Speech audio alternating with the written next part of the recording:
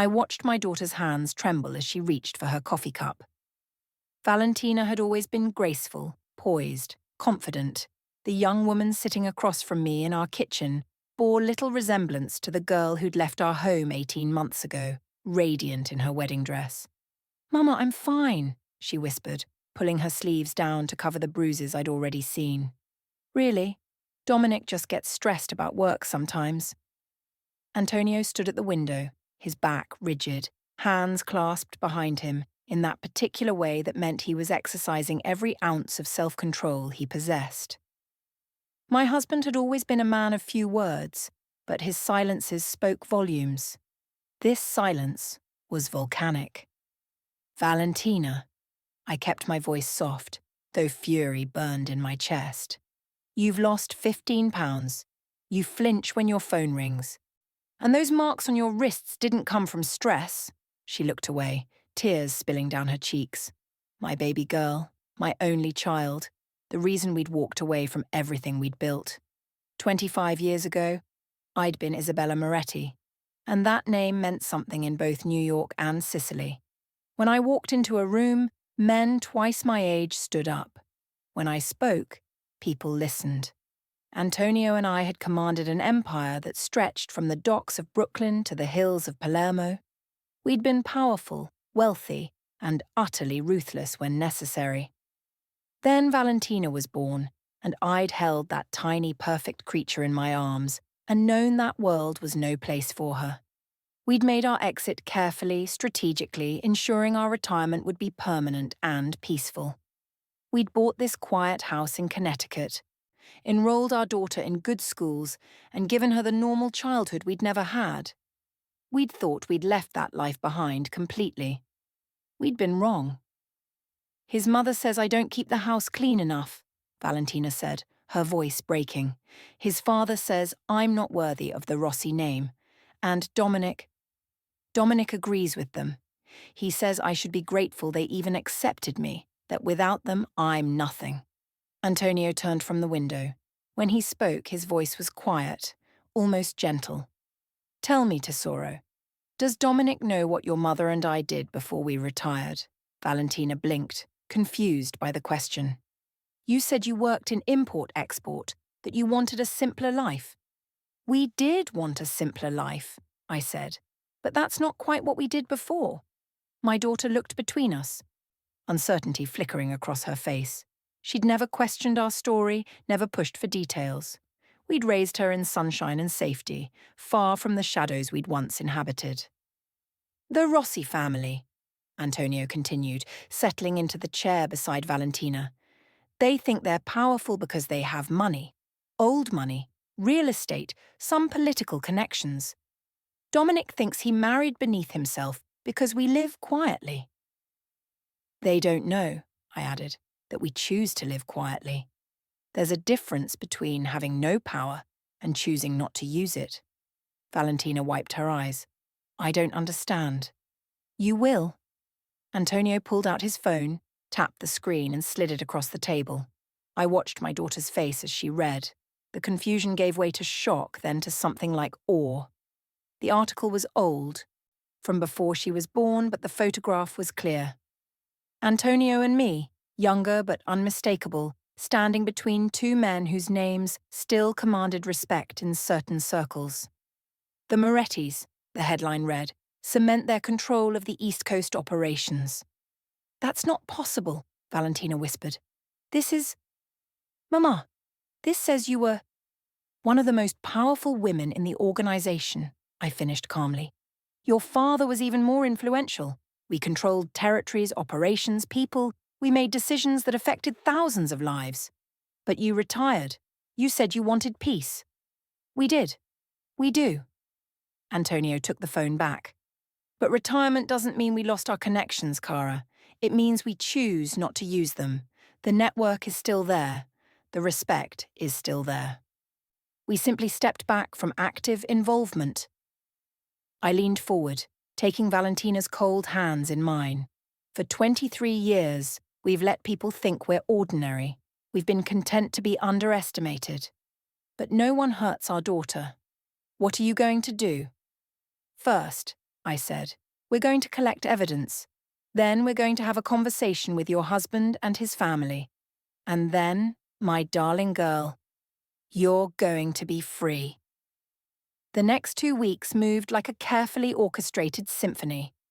Antonio's old contacts proved remarkably helpful. It turned out the Rossi family had made numerous enemies in their climb up the social ladder. People were eager to share information, documentation, proof of financial impropriety, and questionable business practices. Meanwhile, I had Valentina's apartment watched. My people were professionals, invisible ghosts who documented everything. Every raised voice, every threatening gesture, every moment of cruelty was recorded, time-stamped, and filed away. Dominic Rossi had no idea he was being observed. Why would he? In his mind, we were nobodies, retirees who'd been lucky enough to raise a daughter beautiful enough to catch his eye. He'd done us a favor by marrying her. On the Thursday of the 3rd week, I received a call from Marco, one of Antonio's most trusted associates. He'd been retired almost as long as we had, running a legitimate security business, but some skills never fade. Mrs. Moretti, his gravelly voice came through the line. Tonight's the night. Dominic's parents are hosting dinner. The whole family will be there, and they've been drinking since 4. Your daughter just called him crying, saying she couldn't take it anymore. Is she safe? She's with Sophia. Marco's wife had extracted Valentina an hour ago, claiming to be from a catering company with urgent questions. But they're planning something tonight. I heard them talking about teaching her a lesson about respect. Ice flooded my veins. Address. Sending it now. But Isabella? They're not alone. Dominic has 3 brothers, his father and 2 uncles. 9 men total. Perfect, I said coldly. Tell Antonio we're going now. Antonio emerged from his study already dressed, his face set in lines I hadn't seen in decades.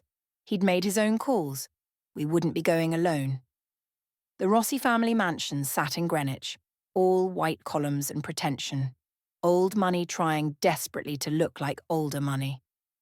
Cars lined the circular drive, expensive models that screamed of wealth and status. We parked our modest sedan right in front, blocking in a Mercedes. Antonio came around to open my door, and I stepped out in the simple black dress I'd chosen for the occasion. No jewellery except my wedding ring. No need for artifice. The front door was answered by Dominic himself, wineglass in hand, his face flushed. Mrs. Moretti? Mr. Moretti? What are you doing here? Valentina didn't mention. Valentina isn't here, I said, walking past him into the marble foyer. But we need to talk. This really isn't a good time. Dominic's voice held that particular condescension I'd learned to recognize. We're having a family dinner. Perhaps you could call tomorrow. No. Antonio's single word stopped Dominic mid-sentence. Now. Something in my husband's tone must have penetrated Dominic's wine-soaked confidence because he paled slightly. I'll get my father. The dining room was everything I expected. Crystal chandeliers, imported tables, silver place settings that cost more than most people's monthly rent. 8 people sat around it, various members of the Rossi clan, all of them freezing as Antonio and I entered. What is this? Dominic's father, Vincent Rossi, rose from his seat at the head of the table. He was a large man accustomed to using his size to intimidate. Dominic, who are these people? My in-laws, Dominic said weakly. Valentina's parents. Oh. Vincent's face twisted into something between a smirk and a sneer. The nobody parents. How charming. Come to beg for your daughter's place in our family? No, I said clearly. We've come to inform you that the marriage is over. The room erupted in laughter. Dominic's mother, a woman dripping in jewellery, actually wiped tears from her eyes. Over? Sweet darling, that's not how this works. Valentina signed a prenuptial agreement. She leaves with nothing. If anything, she should be thanking us for taking her in. Sit down, Antonio said quietly. The laughter died. Something in his voice, in the way he stood, radiated danger. Vincent remained standing, puffing up his chest, but uncertainty flickered in his eyes. I said, "Sit down." Vincent sat. I walked slowly around the table, letting my gaze rest on each face. My husband and I have been very patient. We've watched, we've documented, we've gathered evidence. We wanted to be absolutely certain before we acted. Evidence of what? Dominic found his voice, though it shook. What are you talking about? Evidence of systematic abuse, Antonio said. He pulled a folder from his jacket, laid it on the table. Photographs of bruises. Medical records showing 3 separate ER visits that Valentina was too frightened to tell us about. Audio recordings of threats, intimidation, and violence. You can't prove, Vincent started. We can prove everything, I interrupted. We have documentation of every incident over the past 6 months. We also have some interesting discoveries about your business practices, Vincent. Several unpaid contractors, some creative accounting, and at least 2 cases of fraud that the IRS would find fascinating. The colour drained from Vincent's face. You're bluffing. Am I? I smiled, and it wasn't a kind expression. Would you like me to start naming names? Perhaps we could discuss the Henderson project, or the matter with the Westfield Properties deal. Who are you? Dominic whispered. What are you? We, Antonio said, are people you should never have crossed. I pulled out my own phone, opened a photograph, and slid it across the gleaming table. It showed Antonio and me, decades younger, standing with men whose faces regularly appeared in FBI bulletins. 25 years ago, I said conversationally, I ran operations from Brooklyn to Boston. Your father's entire real estate empire could have fit in one of our smaller accounts. My husband controlled more territory than your family has ever dreamed of. That's impossible, Dominic's mother gasped. You live in that little house. You drive a Honda. Because we chose to, Antonio said. We retired. We wanted peace for our daughter. We wanted her to have a normal life, far from that world. And she did, until she married into your family. Vincent found his courage, or perhaps his stupidity. So what? That was decades ago. You're old news. You have no power now. Don't we? I pulled out another phone, dialed a number, and set it on speaker. Isabella. The voice that answered was gravelly, accented, and unmistakable to anyone who followed organised crime. Don Salvatore Caruso, still active, still powerful, still commanding respect and fear across 3 states. Salvatore, I said warmly, I have you on speaker. I'm with the Rossi family. Vincent, Dominic, and their associates. The Rossi family. Salvatore's voice dripped with contempt. The real estate people, I've heard of them. Petty criminals playing at power. Vincent's face went from red to white to grey. His hands trembled on the table. They hurt my daughter, I continued. They thought we were weak, that we'd abandoned our connections. They thought wrong. What would you like me to do, Isabella? Nothing yet. But I wanted them to understand that we're not alone, that we're still respected, that we still have friends. Always, Salvatore said warmly. You and Antonio are family. Your daughter is family. Anyone who hurts her has made an enemy of all of us. I ended the call. The silence in the room was deafening. Here's what's going to happen, Antonio said into that silence. Valentina is filing for divorce. You will not contest it. The prenuptial agreement will be voided due to abuse and duress. Valentina will receive a fair settlement, not because she needs your money, but because it's what's right. And if we refuse? Dominic tried for bravado, but his voice cracked. If you refuse, I said softly, then we stop being retired. We make a few calls, we have a few conversations.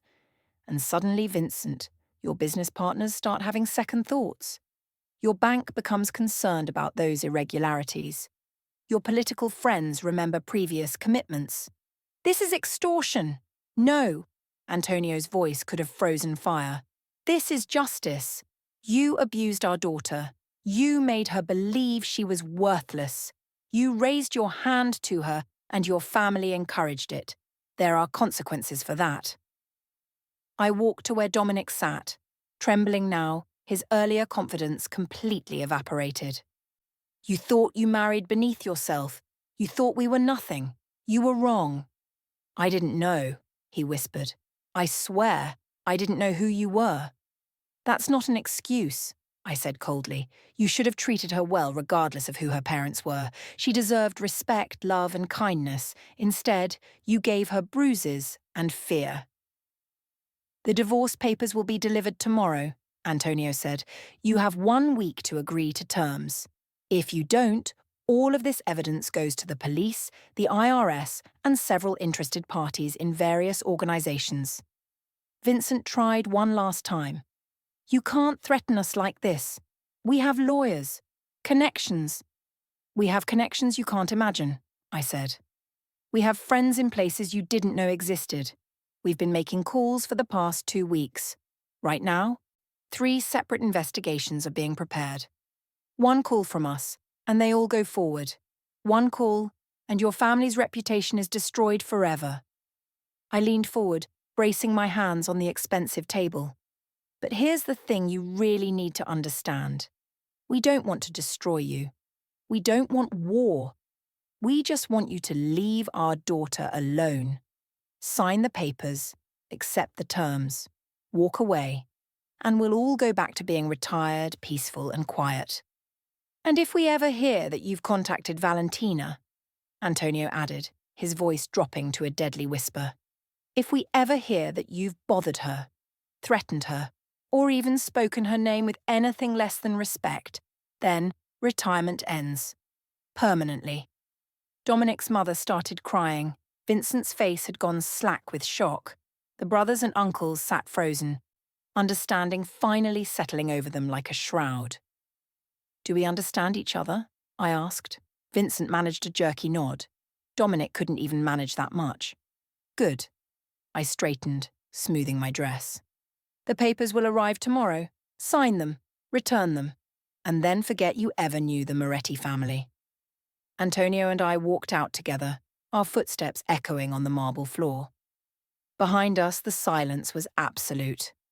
In the car, I finally let out the breath I'd been holding. Is she safe? Marco has her at our house. Sophia's making dinner. Antonio started the engine, his hands steady on the wheel. She's safe, amore. She's home. 3 days later, the divorce papers came back signed. Valentina received a settlement that would keep her comfortable for life, though Antonio and I both knew she'd never need it. We'd always provided for our daughter, and we always would. A week after that, the Rossi family quietly sold 2 of their properties at significant losses. Word spread in certain circles about their spectacular fall from grace. They weren't destroyed, but they were definitely diminished. Humbled. Perfect. Valentina sat in our kitchen again, but this time her hands were steady on her coffee cup. Colour had returned to her face. She'd gained back some weight. The shadows under her eyes were fading. I can't believe that was you, she said, shaking her head. My whole life you were just mom and dad. You came to my school plays. You taught me to ride a bike. You were normal. We are normal, I said gently. That part wasn't a lie, Cara. We're your parents. We love you. We wanted you to have the childhood we never had. But you were also... She gestured helplessly. I mean, Don Salvatore Caruso. The Salvatore Caruso. Is your godfather, Antonio said calmly. You met him at your christening, though you wouldn't remember. Good man. Loyal friend. This is insane. But Valentina was smiling now, really smiling for the first time in months. My parents are retired mob bosses. Were, I corrected. We really are retired. We meant what we said to the Rossis. We don't want that life anymore. We just needed them to understand that we could return to it if necessary. To protect me. Always to protect you, Antonio said firmly. You're our daughter, our only child. There's nothing we wouldn't do for you. Valentina reached across the table, taking both our hands. Thank you. For everything. For saving me. For being terrifying when you needed to be. You saved yourself by coming to us, I told her. That took courage. I learned from the best. She squeezed our hands. What now? Now? Antonio smiled. Now we go back to being boring. I have a golf game Thursday. Your mother has book club. You have that job interview at the museum. Normal life, Valentina said. Normal life, I agreed, with the understanding that if anyone ever bothers you again, we know how to handle it. Let's hope it doesn't come to that. She stood, kissed both our cheeks. I'm going to start looking for my own place, something bright and quiet, maybe near the water. After she left, Antonio pulled me close. We did the right thing. We did the necessary thing, I corrected. There's a difference. Still, he kissed my forehead. It felt good, being us again. Even just for a moment. We're always us, I said. We just choose to be quiet about it. 2 months later, I ran into Dominic at a charity gala. He saw me from across the room and actually went pale.